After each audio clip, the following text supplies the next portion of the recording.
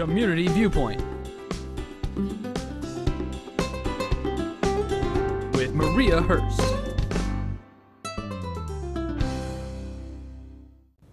Hi, welcome to Community Viewpoint. I'm your host for this segment, Maria Hurst. I am excited to have a guest who has been on before, but right now we're coming into the summer, we're coming into a season of bugs. So we have Jeff from Arid Pest Control. Welcome. Thank you. And I wanted to have you on. Thank you so much for coming. Oh, no problem.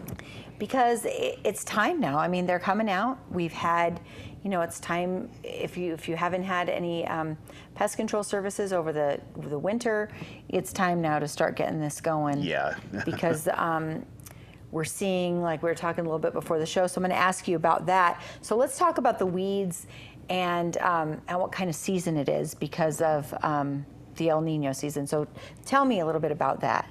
Well, this year, last year was the El Nino season. And so the availability of water goes up dramatically in the desert, which really sparks a big breeding frenzy with almost everything. I mean, it's not just insects. There's more rabbits, there's more coyotes, because there's more rabbits for them to eat. Most of the creatures out here get their water not from drinking liquid water, but by the plants and animals that they consume. Okay.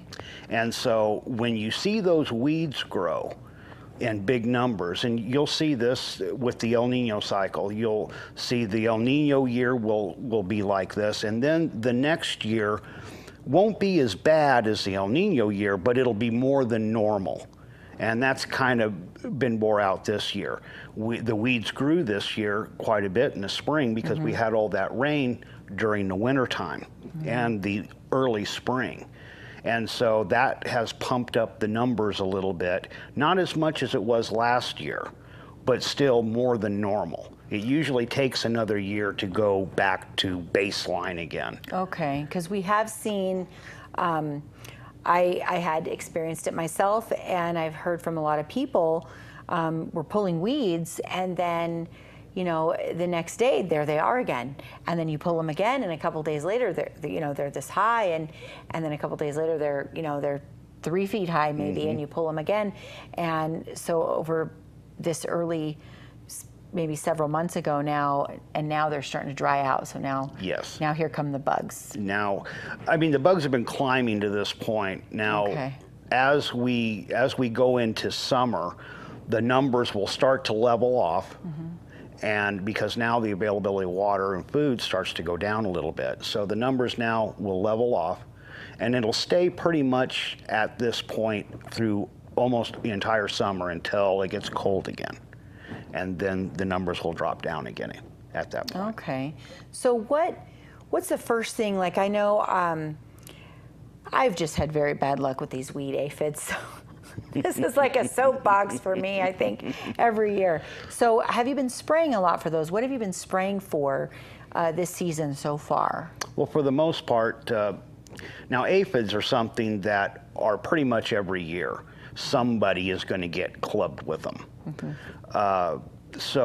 But what we're looking at right now, I've been seeing a lot of scorpions. When we were getting the rains, I was seeing a lot of centipedes. Now they've kind of mellowed down a little bit since then. A lot of spiders. When we have these winds that we get in the springtime, the web spiders, that's how they disperse themselves. They use that wind. The babies will crawl up on top of something high, string a little web out their butts, and the wind will carry them to someplace else. So when we have really windy times, you'll see much more spiders on the outside of people's houses at this time. It usually happens the month after. Okay. They're too small to see them the first month, but the second month, you'll start seeing their little webs, and there they are. What a tangled web they weave around our houses. This is kind of scary stuff. I don't know how many of you out there, when you hear scorpion or centipede, do you get like a little crawly feeling? Yeah, that's scary. I actually did see one at the house. It was like a grayish I have to make this face when I talk about scorpions. Ugh.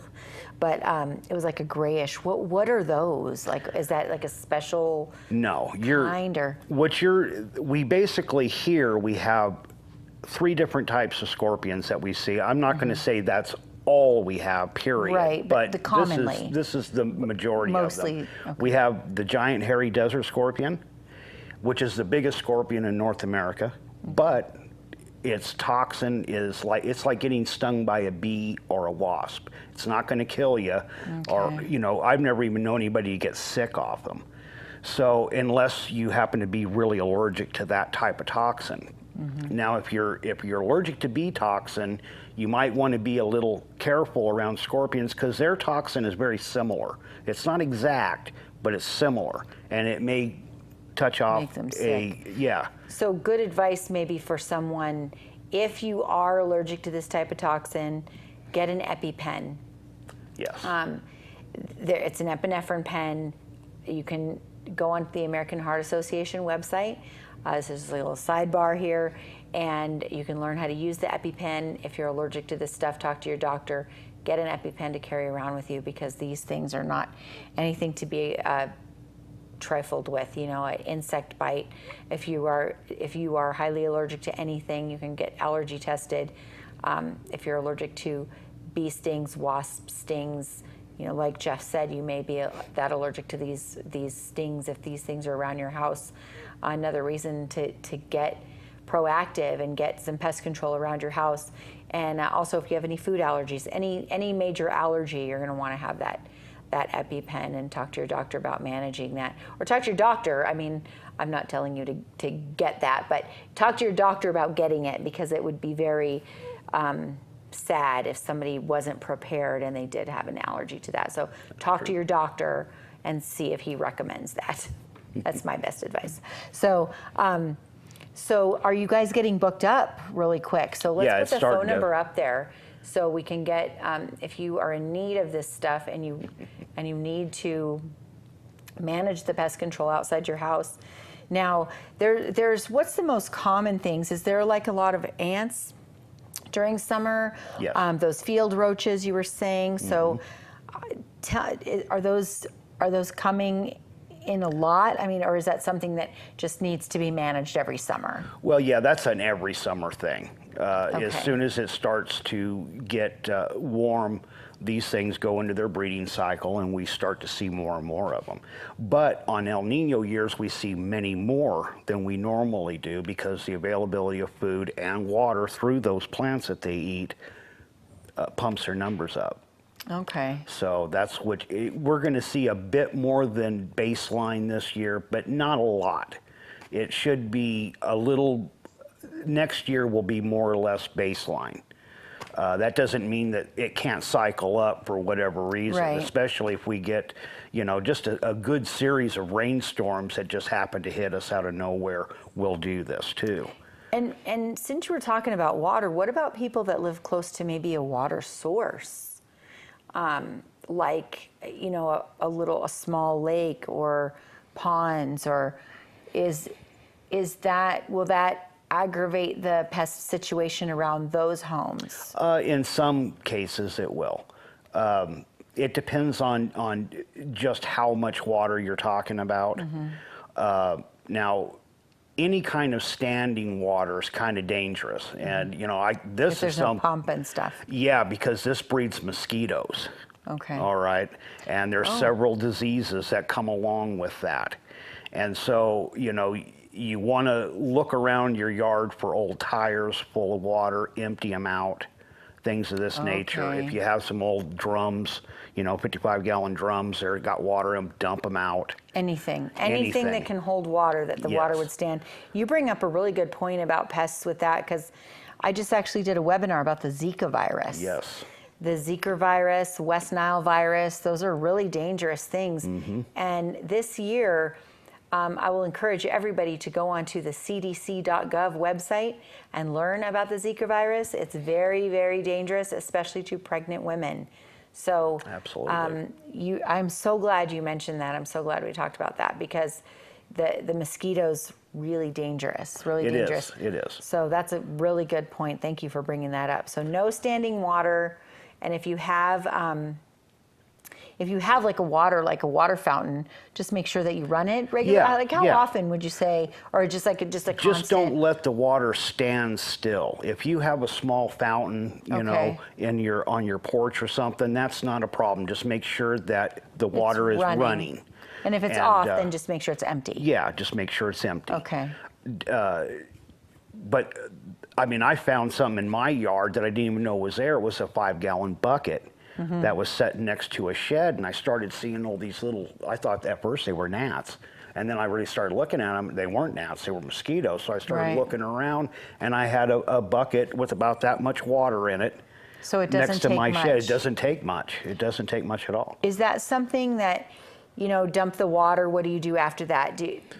You'll need to come and spray just to make sure? No. Do they make nests? Or? As soon as you dump the water, all the tumblers and wigglers, that's the different babies of the mosquitoes, will all die. Okay. The ones that have already grown up, and you're not going to be able to do much with them anyway. They're going to disperse themselves immediately. Okay. The best thing to do is just kind of do a quick look through of your yard and make sure that you don't have any standing water.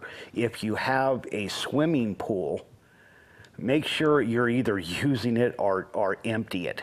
It needs to be either or running the pump. Yeah, you can't Needs have, to be circulating. Yes, you can't have standing water. If you do, you're putting yourself and your family and your neighbors at risk. So yeah, those are dangerous. Yeah, are we running, how much time do we have? 1 to 2? Okay. So homework for everybody watching. Thank you so much. No problem. See why I have experts come on so we can learn stuff. So no standing water around your house. That's pretty much the main thing. Watch out for those little Yeah. heebie-jeebie scorpions and centipedes. I get rid of those. Those are so creepy. And call Aaron and get an appointment to get your pest control done, because you don't want those critters around you. And no standing water. That's like the main thing. And cut your weeds. Otherwise, the aphids will just be rampant. They're crazy. Thank you so much to Noah in the booth. Thank you, Jeff.